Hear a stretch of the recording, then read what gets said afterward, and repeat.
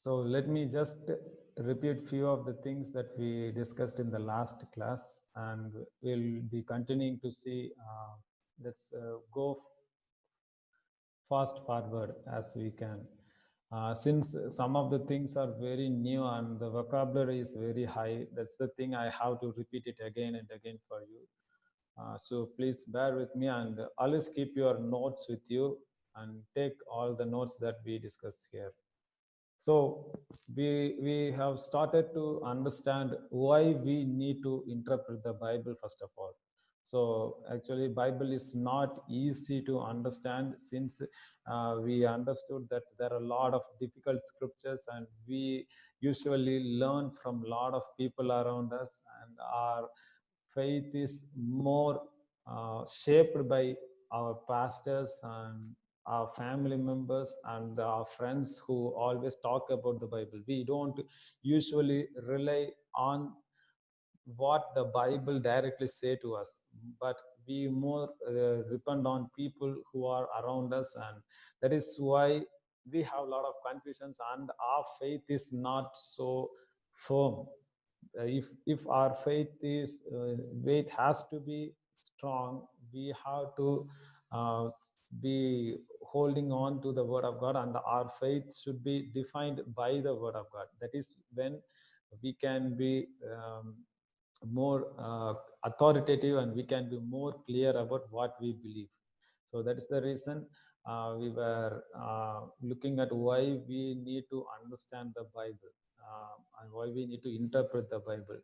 And as the Charles Spurgeon said, never be afraid of your Bibles. If there is a text of scripture you dare not meet, humble yourself till you can. That means he is asking us to go forward, to go deeper into the Bible and understand the Bible. And if you cannot understand any part of the Bible, try to humble yourself more and more so that you can understand the Bible properly. And I told you that you have to think biblically, think critically.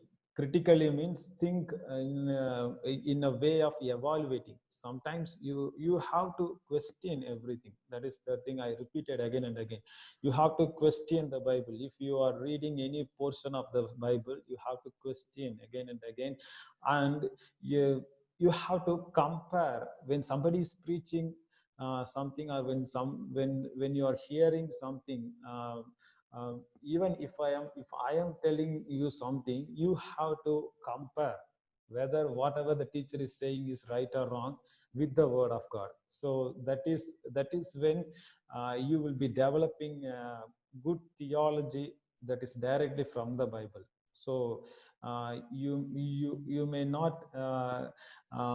I'm not saying that you should not believe in your pastor, or you should not totally ignore or accept what your family members are saying. But at the same time, you have to be always firm in the word of God. You have to be always be depending only on the word of God, so that your faith will be strong. So never always depend on some people saying. Since you Bible students have this opportunity, always go go to the Bible. So I also told you that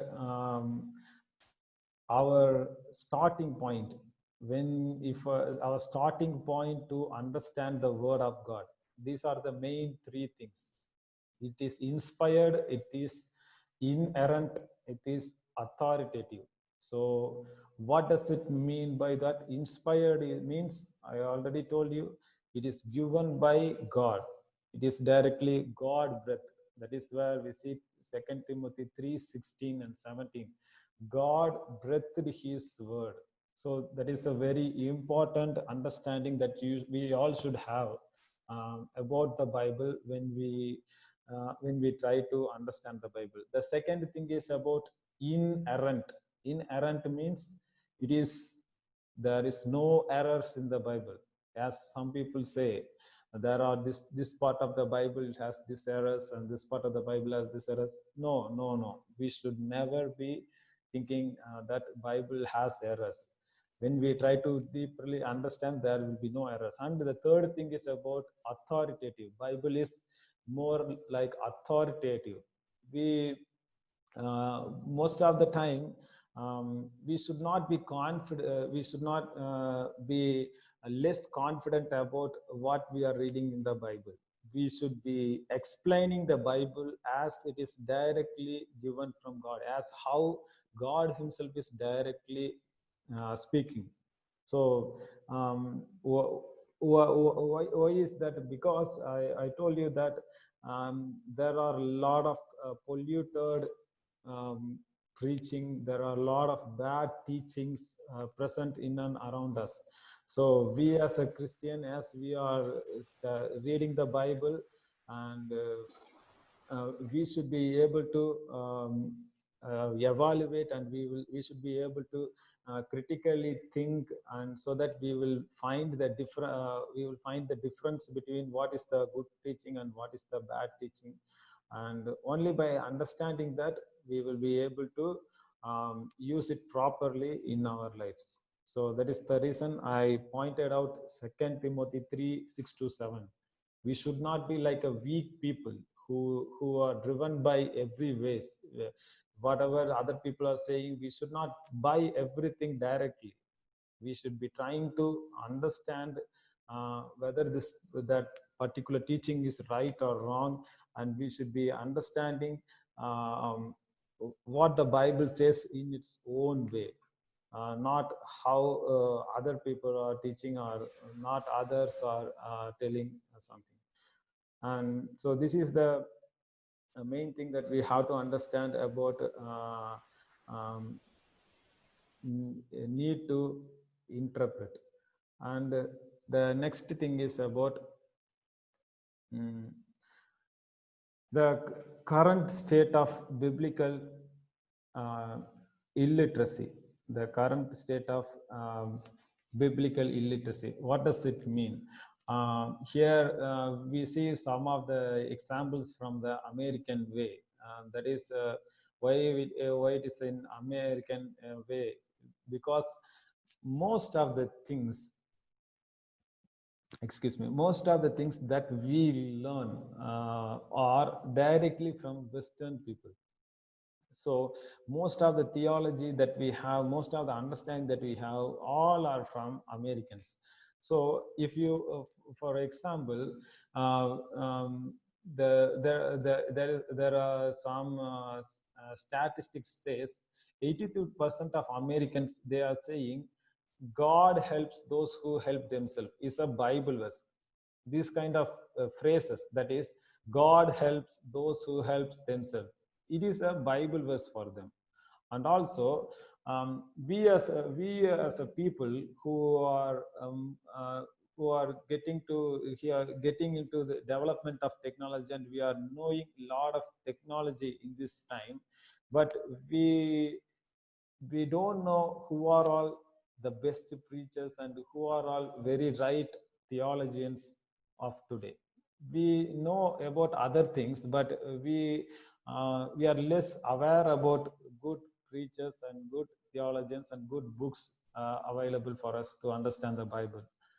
And also, some people, they if I'm asking any of you to name the disciples, how many of you are able to directly tell all the 12 disciples? If you have come from a good Sunday school background, or if you have memorized those names in the earlier time, you might can at least try to answer it. But most of the people cannot directly name all the disciples' name. They will say Peter, John, James, and some people even say Paul as a disciple of Jesus, direct disciple. That is the that is what called biblical illiteracy. We are more driven by what other peoples are saying. We don't actually read the Bible. And see, some of the people even think Sodom and Gomorrah as husband and wife. They don't even know they are places in the Bible. And I know most of you know Billy Graham, and some people think the Sermon on the Mount is taught by Billy Graham, not Jesus. This is how the people's understanding in the present world. They don't even read the Bible, but they have many conceptions, the many understanding about the Bible. So one of the important preacher of this time, he is saying that churches must recover the centrality and urgency of biblical teaching and preaching, and refuse to sideline the teaching ministry of the preacher, pastors, and churches. Um, uh, preacher, excuse me. Uh, Pastor and churches too busy or too distracted to make biblical knowledge a central aim of ministry will produce believers who simply do not know enough to be faithful disciples. Let me read it once again. Churches must recover the centrality and urgency of biblical teaching and preaching, and refuse to sideline the teaching ministry of the preacher. Pastors and churches too busy or too distracted to make biblical knowledge a central aim of ministry will produce believers who simply do not know enough to be faithful disciples. The point that the person is bringing here is the church must be a place where the Bible preaching should be the center. We know that today's churches are prioritizing a lot of things, like we have worship sessions and we have offering sessions and we have a lot of other activities, but how much time the preacher is really taking to prepare the message, and how much time he is actually working throughout the week to understand the Bible. One person is saying that he usually prepare 40 hours, 40 hours of time to prepare his sermon throughout the week. That is how he is very interested in the Bible, and that is how he is deeply going into the Bible so that he can preach authoritatively.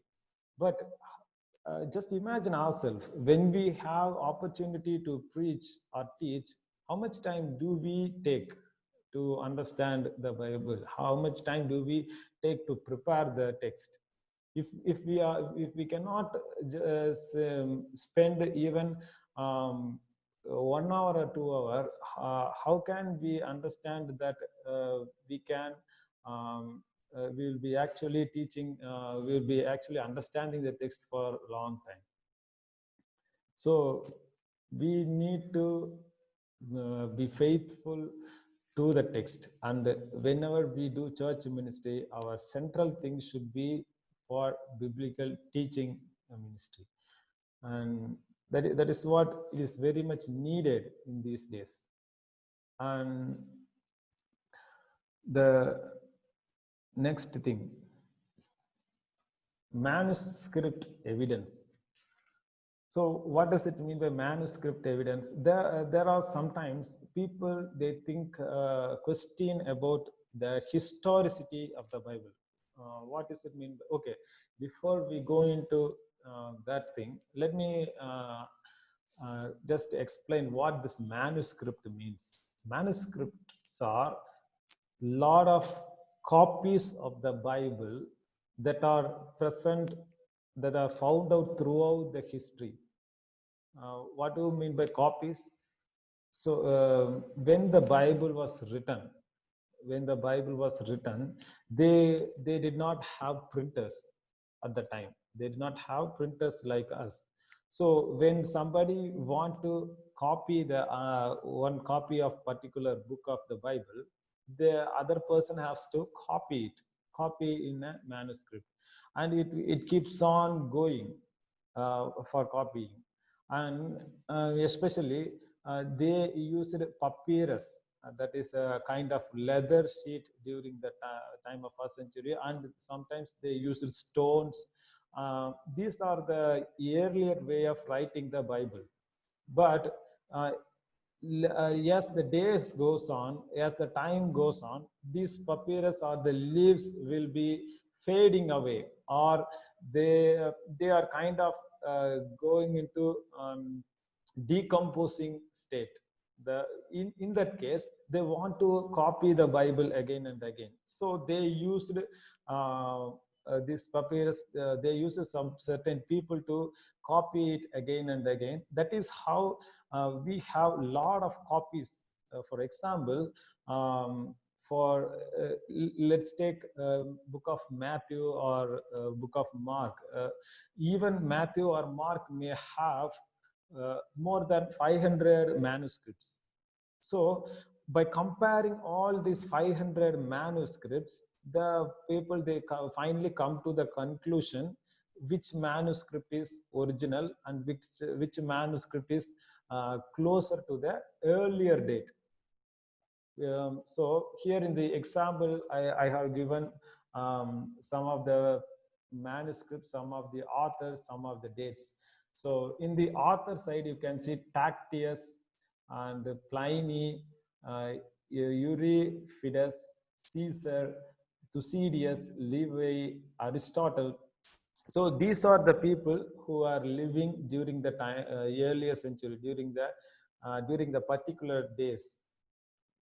Excuse me. So we see Tacitus. He was his writing was from AD 56 to 120, and the earliest copy of his writing. This Tacitus is who is a senator, and he is a historian of the Roman Empire. The earliest copy of his writing was found around 9th century AD. 9th century AD, which means it is after 800 years of 800 years of time span. They found out his earliest copy, and we have currently 3 copies of that. And the Plato, he is a philosopher, and he was writing during the time of 427 to 347 BC, and the earliest copy that we have of his is 10th century AD. That means after 1200 years of time, we have 7 copies of his work. And this is same with all other people. And Euripides, he's a it's a Greek playwright, and Thucydides is a Greek historian, and all these people, they were writing at a particular point of time, and their copies, whatever they have written, their first copy, earliest copy that we see is, it is more or less than more than 400 years or 500 years. And this is how we also got our Bible. Our Bible in the New Testament, New Testament time was from 5th century to 19th century AD. That was the time between the first New Testament was happening. But the earliest copy that we have is from 100 to 150 AD. That is the time span, and on the basis of that, we are seeing the New Testament Bible. That is, we have around 5,838 manuscripts, number of copies we have. That is 99.5% of copies we have from the New Testament, other than all other materials. So in that case, why I am bringing all these matters is, our Bible is historically valuable, historically authentic. This is something we all have to understand. So though other materials are not enough, having enough number of copy, our Bible has a lot of manuscripts. That means it shows that historically whatever we have in our Bible is very, very true. So this is the one of the thing that we have to understand when we come to understand the Bible. So we need to be very clear about what is the nature of the word of God. That is, it is inspired, it is inerrant, and it is authoritative. And we also have to be knowing that we should not be driven by the ideas of the Bible from the people around us. We should be understanding the Bible only from how Bible is telling about itself. So these are the important things to keep it in our mind when we come to understand the interpreting the Bible. So this is where we are going to start, the need to interpret. So we have our Bible in our hands, and why it is needed to needed to be interpreted. So some people think, yes, the Holy Spirit is there, why we need to take time to interpret. God can easily reveal to us, but we have to understand how actually the Holy Spirit gave the Bible to all of us. He used human beings, and he through them he inspired, and through using all their circumstances, he allowed them to write the Bible in their own style. Not all the Bible portions are written in the same way. Each people have their own style. Each people were living in a different time period. So they used what are all the available things during the time, and in that way they started to write the Bible. So God, there is three-step of process to how the Bible came to us. Firstly, God inspired. That means God started to speak His word, and He used human authors, like you and me. There were around more than 40 plus authors, and those authors were living during the time of 4,000 years. It was not written in 1 month time, or it was not written in one period of time. They were all living through a long period of time. And so in that case, we also have to understand that we as a human, we need to understand how other human authors have written. So it is very, it will be very foolish thing if we say that I don't need to read the Bible, I will get some kind of revelation when I close my eyes, I will understand everything. That will be a foolish thing. We have to understand the how each authors have presented the gospel and presented the God's word to us from their own circumstances and from their own style. So the word hermeneutics, you might have already read the word hermeneutics.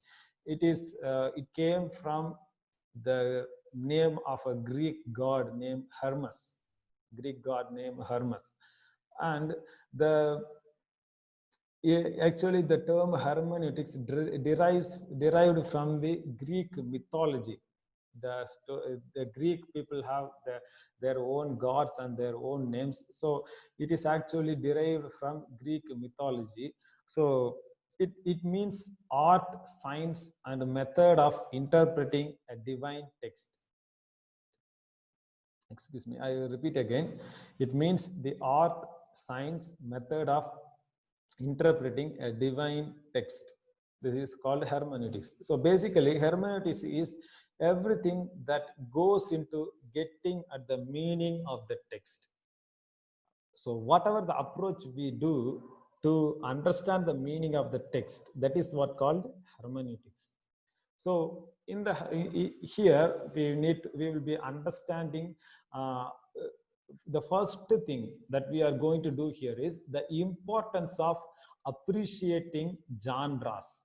Appreciating genres. I already told you, genre means a kind. Genre means a type or kind.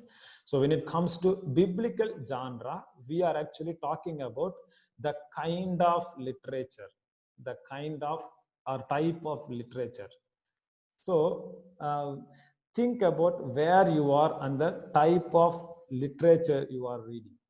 So now, if I am opening to the book of Psalms, it is a, what kind of literature is it is? It is a poetical literature. So we have to understand Psalm is a kind of poetical book. So we have to understand the Psalm in the poetical way.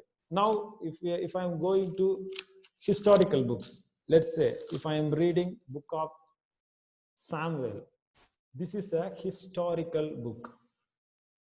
So now you have to understand historical books are like stories. You have a hero, you have a villain, like we have David as a hero, and Saul, the king, is acting as a villain, and he is actually trying to kill David. So in that case, we have to understand um, the story is totally different from Psalms. Now, when you go to Romans is epistles. They are letters. They are totally different from poems and stories. The letters will be having a welcome, that is the welcome address, and we will have main message and the closing address. Uh, we have a certain structure for letters. So likewise, we have different genres. So we will be understanding about Old Testament narratives. We'll be studying about Acts. We'll be studying about Gospels.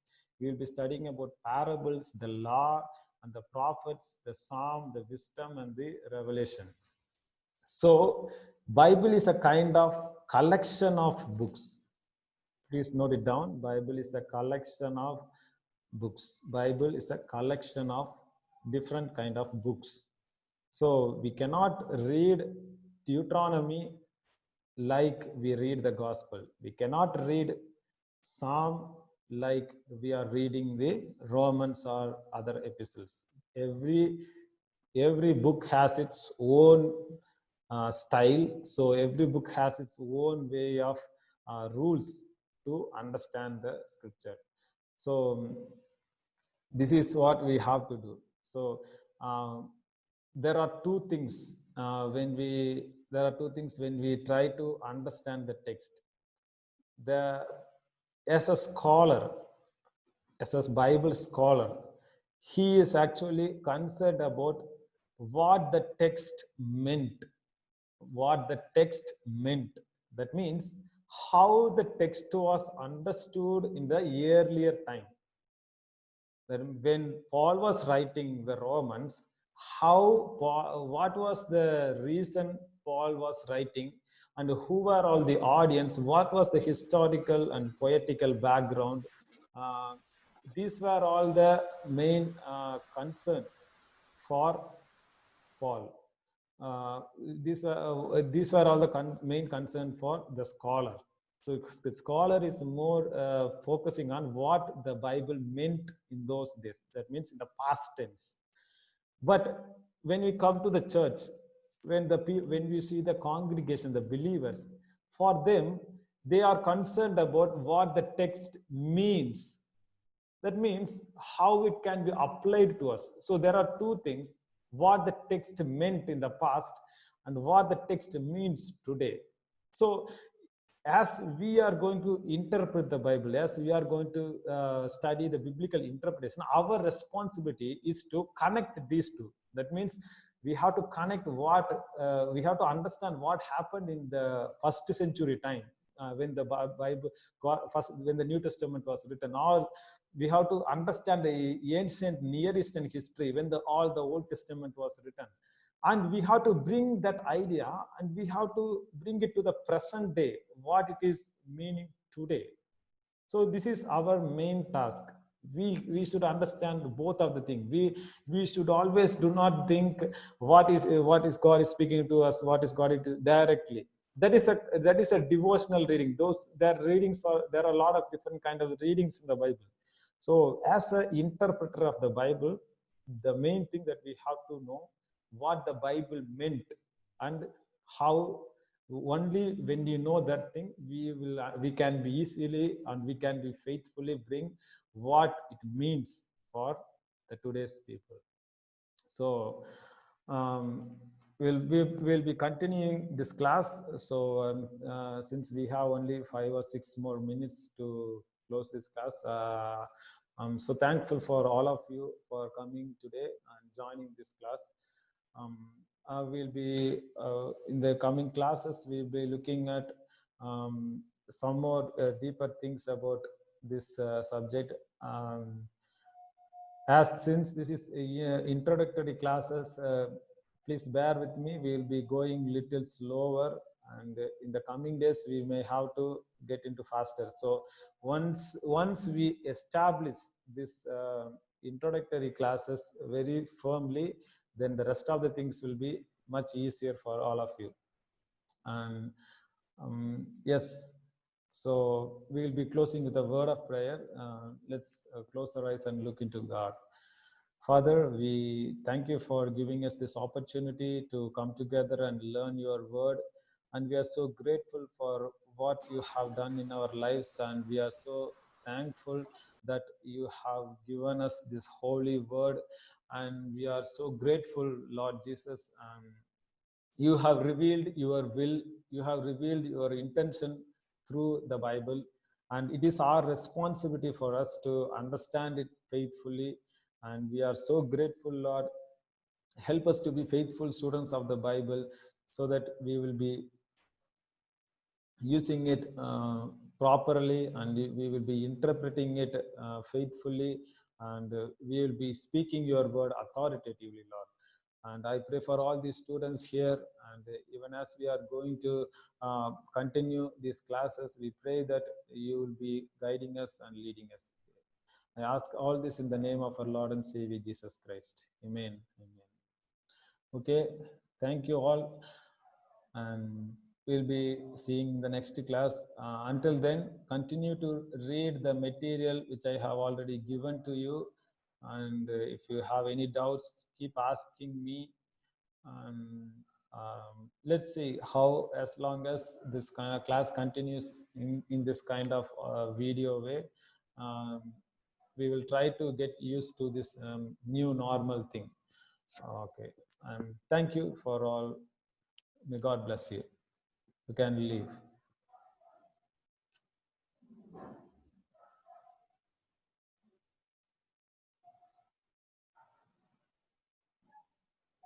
Okay, sir. Bye. Thank you. Thank Thank you. you, sir. Thank you. Thank you.